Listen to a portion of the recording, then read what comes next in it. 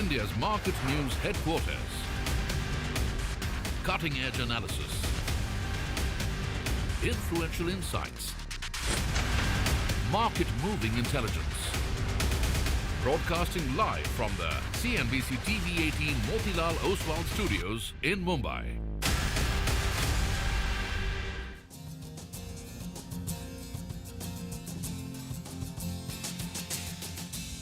Good morning. You're with us here on a fresh new edition of Bazaar Morning Call. I'm Prashant. With me, my colleagues Surbhi and Mangalam. I'm here in Delhi, actually in Gurgaon, where the Jefferies India Investor Meet is happening. And we hope to get some perspectives after the big decision overnight, which is, of course, the kicking off of the Fed easing cycle. Surbhi, Mangalam, good morning. Hi, good morning, Prashant. So the event is finally done. An intense volatility, right? It was up, and finally down. Well, you know, the one thing that I'll be looking at is what is the street expecting now? Largely because 25 basis points with dovish commentary was factored in. Yeah. 50 basis points with hawkish commentary was factored in. But here's 50 basis points with dovish commentary. Yeah. So let's and see I guess that's what unnerved the market. So, Prashant, plenty to go over today. Oh, plenty to go over today. So, let's just dive straight into it, right? I mean, the big talking point, of course, is what the Fed has done. And it's interesting because, you essentially have a situation where the Fed kicked off the easing cycle. I mean, they went from 0 to 5% from the depths of COVID to the high in 2021, to 22 actually. And then we are, for the first time, starting to cut rates. And they've kicked off in a big way, right? 50, not 25. And the market reaction is interesting. Equities actually went up 1%. They were higher through the course of the sort of statement, the press conference, and then they paired gains, and they gave up those gains later. So finally, the close, the S&P was down about 0.25%. The Nasdaq was up about 1/3% or so. Why is that? Markets essentially viewed the meeting with some degree of hawkishness. Let me explain why.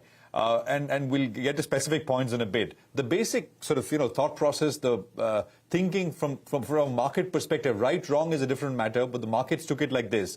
Markets thought that these guys are doing 50 basis points, right? So it's a big one. That this 50 straight off the bat in the first cut is an acknowledgement that they're a long way off from neutral rate. The neutral rate could be 2%, 3%, depending on who you ask, but it's a long way off. And that starting with 50, they'd want to prevent any further labor market weakness, get to that neutral zone fairly quickly. But the combination of the Fed sort of dot plots, as they call it, the projections, and the press conference and the commentary from Powell essentially implied that this was, this 50 basis point was sort of a catch-up. It was not something which was, 50, 50, 50. It's a catch-up, and that this should actually have come in July. If you listen to the press conference, they were actually questioned specifically to this regard, and Chair Powell actually acknowledged that. He said that we would have cut in July if he had the July data, the labor market data in July, which kind of sparked off that sort of, market volatility, etc. Now, that essentially is the backdrop and the reason why, if you're thinking, well, 50 basis point rates are coming down, why the market's down, this essentially is the reason. Actually, Powell was very explicit. He said that FOMC is not in a rush. And then at another point, he said that 50 basis points is not the new pace. And that, I think, is what the market really was worried about. So, if you look at the economic projections, they're expecting just 2 more 25 basis point rate cuts this year, which is 50 now, 25, that is 100 total. But at the same time, they've raised their unemployment rate forecast for 2024, 2025, and 2026 as well. So essentially the fear is that, if the labor markets were to soften meaningfully and the Fed cut by only 25, it may not be enough. That is, markets day to day for you. And the reason why, we had a bit of a pullback.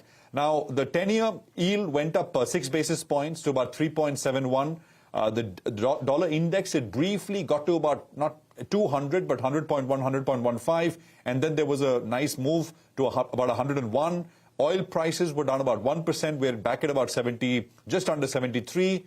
Gold prices hit a new high of $2,600 intraday and then pared back to about $2,550 by New York close. So this is essentially the lay of the land as we begin a fresh trading session. Remember, I would say this, that there is too much nitpicking, and I said this yesterday as well, whether it is 25 or 50. I mean, from that press conference, you can come out feeling hawkish like what the market did, or you can come out with the sort of, feeling that they are ready to do what it takes. The asymmetry in terms of the reaction function of the Fed is very, very large. And, I don't think, despite the commentary, there is any reason to believe that if the labor market were to weaken substantially, I mean, they'd want to be behind the curve. Actually, Powell mentioned explicitly that with this cut, they hope to be sort of in line or in pace with what data shows their way in the future. So I think maybe, just a day-on-day kind of a thing more than anything else. With this small pullback that we've seen, nothing to really worry about. I'll sort of put in the levels here. The Nifty support comes in at 25,313. Yesterday, we had a pullback here as well. That's the 40-hourly moving average. And then you get to the 20-day moving average for the Nifty. And that'll sort of come up on your screens as well. That's 25,133. Bank Nifty was the only index which ended 1% higher, and it closed above the 78% retracement. Yesterday's high of 52,954 is the first level to take out, and then the all-time high, which is 53,357. Remember, Nifty has made its highs and done all that and pulled back a little bit. We're looking at sort of, getting back to newer highs there. For the Nifty Bank, we've not made a new high, so that's essentially the repair that's pending here. Support for the Nifty Bank comes in at the 40-hourly, which is 52,064, and then the 20-day moving average, which is 51,438. The advice is this. I think GIFT Nifty is indicating a 20, 30-odd point higher start. Start of an easing cycle is good news for emerging markets. It will send flows our way, first to the debt market, fixed income, because there'll be interest rate differential. RBI will only start cutting maybe later this year, much later after the Fed, so that interest rate differential is there and it makes bonds here attractive. At the same time, a rate cutting cycle means lower dollar, and that's good news for flows into emerging markets. So day on day, around the Fed, volatility is to be expected. So if you're trading, be mindful of that. But I don't think there is any real big reason to be worried. Actually, it was a joyous cut, right? It was a cut where he said, well, we are happy to do it. Labor market is good. And he had to push back. The point is, if you do 50 basis points and then do not sound optimistic, the market will think that, well, maybe there is something wrong. Maybe there's something that we're missing, which the Fed knows. And I think they wanted to push back to it. So just wanted to sort of make those points. Surabhi, what are you looking at? Prashant, a joyous cut. I guess despite all the priming with some of those news articles that you were alluding to earlier in the week, despite all of that, I guess they sufficiently managed to confuse the market, right? Because it was up, and then finally kind of ended down. But Asia this morning, Prashant, is a sea of green, probably taking that larger cue that, all things put together, because you're talking about a series of rate cuts from the US Federal Reserve. This should just make money cheaper. And net, go back to classic theory, it should be good for risk assets. And that's the simple sort of, analogy that seems to be playing out across Asia. By the way, the Taiwan market will also be considering its own sort of central bank moves today. There's so many central bank moves. Taiwan is going to be looking at the possibility of rates being left unchanged at 2%. They're at 2% right now, and no change is expected over there. Speaking of the dot plot, just to quickly, remind everybody in case you missed all the dots and where they point, what the Fed essentially is saying that, that they'll do another 50 basis points this year. So 50 plus 50, that's 100 basis points this year. Another 100 basis points next year, that's 2025. And then 50 basis points in 2026. So that's what the dot plot is telling us right now. Coming back to Japan, that's the other interesting one, because the Bank of Japan central bank meeting has kick-started today. It'll conclude tomorrow. And remember, it was the BOJ that really got markets in a topsy-turvy ride in July with that rate hike, that surprise 25 basis points rate hike they did. Well, right now the expectation is they're not going to go on that hiking curve, especially when the Fed is cutting. They'll just stay pat, at least in this policy meeting. The Nikkei, by the way, is surging. It's the best performing market in Asia right now, the gain of well over 2.5%. The yen is something to watch, because despite all this, despite the expectations that the BOJ is not going to be hiking rates, the yen has continued to strengthen. In the last 1 month also, it's up about 3% against the dollar. It rose to as much as 140 to the USD. It's pulled back a little bit, still around 143. So the yen is something to watch for. And I was reading some commentary. Citi, by the way, on technicals is saying that the yen can keep strengthening. It can even go to 130. So let's see. That was an interesting outlier view. So thought I'll put that on the table as well. More central bank actions. Taiwan, I mentioned today, is expected to leave rates unchanged. Ditto for the Bank of England. Not expecting any rate moves there either. Let's come back home then. Of course, the critical question is going to be whether this thesis that was playing out in the market yesterday, that, global central banks have started moving, what next? RBI will eventually cut rates, so it's good for lenders. Whether that will play out today as well, whether that is a sort of start of something new on banks and financials. So let's watch out for that. The other aspect, of course, is IT. Let's see if IT can recover after yesterday's big drubbing. So those are big trends to watch. In terms of flows, FIIs were buyers. They bought, cash equity worth nearly 1,200 crores, 1,150 to be precise. Domestic institutions, much smaller figure yesterday, a buy figure of about 150 odd crores. As usual, once the central bank headlines get over, it's going to be all about individual stocks, and there's plenty to keep us busy. Just a sampling. Yesterday, you saw the move in fertilizer stocks at the end of trade, and the news was coming in as we were closing out that the cabinet has approved almost 25,000 crores worth of nutrient-based fertilizer subsidy. Let's see if there's any follow-through today.